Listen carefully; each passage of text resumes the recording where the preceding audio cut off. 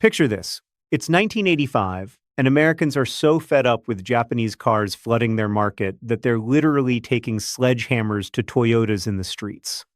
Politicians are screaming about the death of American manufacturing, trade deficits are skyrocketing, the media is calling it an economic Pearl Harbor. But here's the twist that nobody talks about. What if I told you that Japan might have actually lost this so-called trade war, despite appearing to dominate the 1980s? What if the real winner was someone else entirely? Today, we're diving deep into one of the most misunderstood economic conflicts of the modern era. The Japan-US trade war of the 1980s has been painted as this David versus Goliath story where Japan emerged victorious, but the truth is far more complex and, frankly, shocking. By the end of this video, you'll understand why everything you thought you knew about this economic showdown was wrong, and why the lessons from this conflict are more relevant today than ever before. Let's start with what everyone thinks they know. In the popular narrative, Japan comes out of World War II devastated, rebuilds its economy through incredible discipline and innovation, and by the 1980s is eating America's lunch in cars, electronics, and manufacturing. Americans panic, impose trade barriers, and eventually Japan agrees to various concessions but continues its march toward economic dominance. Case closed, Japan wins. But this story misses the most crucial plot twist of all, the Plaza Accord of 1985 and its devastating aftermath that would ultimately derail Japan's entire economic miracle. We're talking about a coordinated effort that would trigger the biggest asset bubble in modern history, followed by a lost decade that Japan is arguably still recovering from today. The stage was set in the early 1980s when Japan's export machine was running at full throttle. Japanese automakers weren't just competing with Detroit, they were demolishing them. While American car companies were still producing gas-guzzling monsters that broke down every other Tuesday, Japanese manufacturers like Toyota and Honda were perfecting fuel-efficient, reliable vehicles that American consumers couldn't get enough of. The quality gap wasn't just noticeable, it was embarrassing. But cars were just the beginning. Japanese electronics companies like Sony, Panasonic, and Sharp were revolutionizing consumer technology. Remember, this was the era when owning a Sony Walkman was the ultimate status symbol. Japanese semiconductors were powering the computer revolution. Their steel was stronger, their manufacturing processes were more efficient, and their workers seemed to have an almost mystical dedication to quality improvement through concepts like Kaizen. The numbers were staggering. By 1985, the U.S. trade deficit with Japan had ballooned to over $50 billion, massive money for that era. That's equivalent to roughly $140 billion today when adjusted for inflation. American factory towns were becoming ghost towns as manufacturing jobs disappeared overseas. The political pressure was building to a breaking point. Here's where it gets really interesting, though. While everyone was focused on the trade flows and the political theater, a much more sophisticated game was being played behind the scenes. The Reagan administration, working with other major economies, was orchestrating what would become known as the Plaza Accord, named after the fancy New York hotel where it was signed. The deal seemed simple on the surface. The major economies would coordinate to bring down the value of the US dollar, making American exports more competitive while making Japanese imports more expensive for American consumers. Japan agreed to this arrangement, thinking they were making a reasonable compromise to ease trade tensions. What they didn't realize was that they were signing their own economic death warrant. When the Plaza Accord took effect, the results were immediate and dramatic. The Japanese yen started appreciating rapidly against the dollar. We're talking about a currency that doubled in value over just 2 years. Imagine if you were a Japanese exporter and suddenly your products became twice as expensive for your biggest customers overnight. That's essentially what happened. Japanese policymakers panicked. Their entire economic model was built on exports, and now their competitive advantage was evaporating before their eyes. So they did what seemed logical at the time. They slashed interest rates to stimulate domestic demand and keep their economy growing. This is where the story takes its most dramatic turn. Those ultra-low interest rates created the mother of all asset bubbles. With money essentially free to borrow, Japanese investors went absolutely crazy buying real estate and stocks. We're talking about speculation that makes the dot-com bubble look tame by comparison. At the peak of this madness, the land under the Imperial Palace in Tokyo was theoretically worth more than all the real estate in California. Let that sink in for a moment.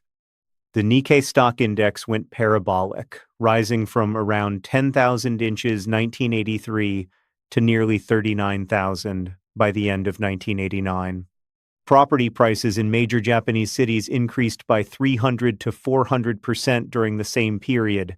Everyone from taxi drivers to housewives was day trading stocks and flipping real estate. The entire country seemed to believe that asset prices could only go up. Meanwhile, American policymakers were watching this unfold with what can only be described as calculated satisfaction. The Plaza Accord was working exactly as intended, not just to reduce trade imbalances, but to fundamentally alter the trajectory of Japanese economic growth. Some economists have argued that this was economic warfare disguised as cooperation. But here's the truly diabolical part. Japan's apparent strength during this period was actually a sign of its impending collapse. All those expensive Japanese acquisitions of American assets, like Rockefeller Center and Pebble Beach Golf Course, weren't signs of dominance. They were the desperate attempts of a country trying to deploy its rapidly appreciating currency before it was too late. The bubble burst in spectacular fashion starting in 1991. The Nikkei crashed, losing more than 60% of its value. Real estate prices collapsed even more dramatically in some areas. Banks that had been considered among the strongest in the world suddenly found themselves sitting on mountains of bad debt. The Japanese economy entered what would become known as the lost decade, though it really lasted much longer than that. Here's where the conventional wisdom about Japan winning the trade war completely falls apart. Yes, Japan had dominated global markets during the 1980s, but this dominance came at an unsustainable cost that ultimately destroyed their long-term growth prospects. The Plaza Accord and its aftermath essentially neutered Japan as a serious economic threat to American hegemony. Think about it. Japan's GDP in 1995 was roughly the same as it had been in 1991. Meanwhile, the American economy was entering one of the most sustained periods of growth in its history, powered by the technology revolution and financial innovation. The country that was supposed to overtake the United States economically never recovered its momentum. The human cost in Japan was enormous. An entire generation of workers saw their career prospects evaporate. The lifetime employment system that had been a cornerstone of Japanese corporate culture began crumbling. Suicide rates spiked, birth rates plummeted as young people lost confidence in the future. The psychological damage went far beyond the economic statistics. But the most fascinating part of this story is how it reveals the true nature of economic competition between superpowers. The trade war wasn't really about trade. It was about maintaining global economic dominance. The United States used a combination of diplomatic pressure, coordinated currency manipulation, and market psychology to neutralize what had appeared to be an existential threat to its economic leadership. The tactics were sophisticated and multi-layered. While politicians were making speeches about fair trade and level playing fields, financial strategists were engineering one of the most successful economic takedowns in modern history. Japan thought it was negotiating in good faith, but it was actually being led into a carefully constructed trap. This pattern would repeat itself in various forms with other rising economic powers. The techniques perfected during the Japan trade war became a playbook for managing economic competition. Currency manipulation, asset bubble creation, and coordinated policy responses became standard tools of economic statecraft. What makes this even more relevant today is how similar dynamics are playing out with China. The trade tensions, the accusations of unfair practices, the pressure on currency values, it's all eerily reminiscent of the 1980s playbook. The main difference is that China seems to have studied the Japanese experience carefully and is trying to avoid the same fate. But let's dig deeper into why Japan's apparent victory was actually a defeat in disguise. The success of Japanese companies in the 1980s created what economists call the competitiveness trap. Japan became so focused on maintaining its export advantages that it failed to develop robust domestic demand and financial markets. When the external environment shifted, they had no fallback position. American companies, meanwhile, were being forced to innovate and restructure under competitive pressure. This painful process of creative destruction ultimately made the U.S. economy more resilient and adaptable. While Japan was celebrating its manufacturing prowess, America was quietly building the foundations of the knowledge economy that would dominate the next several decades. The technology sector is a perfect example. While Japanese companies were excelling at manufacturing electronics, American companies were developing the software and services that would become far more valuable. Microsoft, Apple, and Intel were all emerging during this period, laying the groundwork for American dominance in the digital age. The financial sector tells a similar story. Japanese banks appeared incredibly strong in the 1980s, with several ranking among the largest in the world by assets. But this strength was largely illusory, based on inflated real estate collateral and cross-shareholding arrangements that masked fundamental weaknesses. When the bubble burst, the entire financial system nearly collapsed. American financial institutions, despite taking some hits during the trade war period, were developing more sophisticated risk management techniques and financial innovations that would serve them well in the coming decades. The pressure of competition forced evolution rather than complacency. The geopolitical implications were equally significant. Japan's economic rise in the 1980s had created fears of a shift in global power dynamics. Some analysts were predicting that the 21st century would belong to Japan, much as the 20th had belonged to America. The bubble and its aftermath effectively ended those predictions and reinforced American economic hegemony for another generation. This brings us to one of the most important lessons from this entire episode: the difference between winning battles and winning wars. Japan won many individual battles during the trade war of the 1980s. Their companies gained market share, their exports surged, their currency strengthened, but they ultimately lost the war because they failed to understand the broader strategic game being played. The Plaza Accord wasn't just about currency adjustment. It was about reshaping the global economic order in a way that would preserve American dominance while creating the illusion of compromise and cooperation. Japan's leaders, focused on the immediate challenges of trade negotiations, missed the bigger picture until it was too late.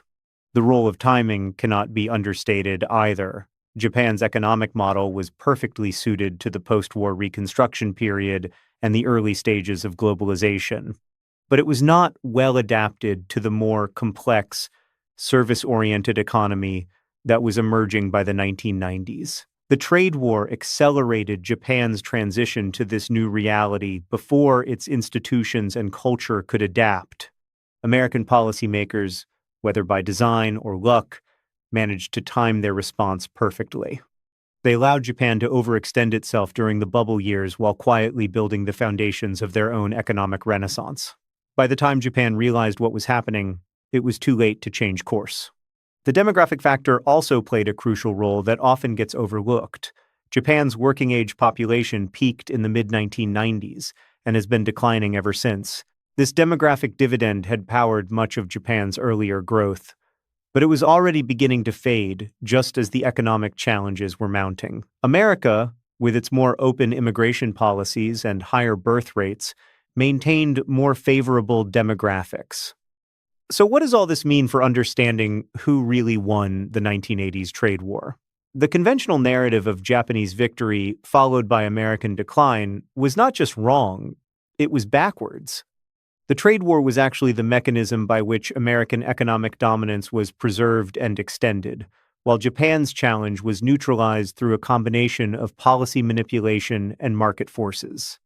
The real winner wasn't even Japan or America in isolation. It was the American-led global economic system that managed to absorb and co-opt the Japanese challenge while emerging stronger than before.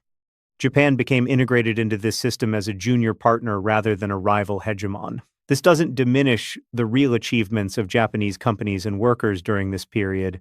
They revolutionized manufacturing, raised quality standards globally, and created products that genuinely improved people's lives. But their success was channeled in directions that ultimately served broader American strategic interests. The lessons for today's economic competitions are profound. Countries that appear to be winning trade wars may actually be walking into carefully constructed traps. The metrics that matter in the short term, trade balances, market share, currency strength, may be misleading indicators of long-term strategic success. The Japan experience also reveals how economic warfare has evolved beyond simple tariffs and trade barriers. Modern economic competition involves currency manipulation, financial market engineering, and psychological operations that can be far more effective than traditional protectionist measures. Looking back, the 1980s trade war between Japan and America wasn't really a war at all.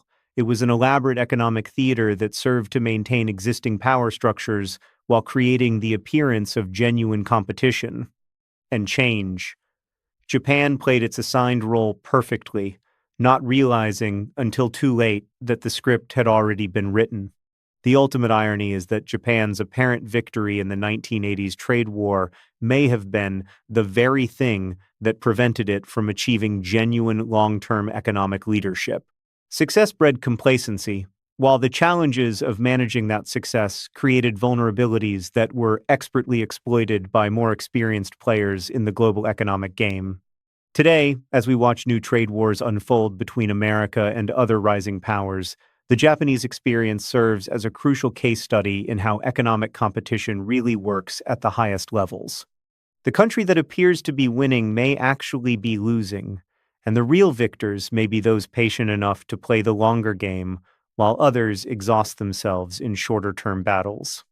The truth about who won the 1980s trade war is more complex and disturbing than most people realize, but it's also more instructive for understanding how global economics really works in an age of superpower competition.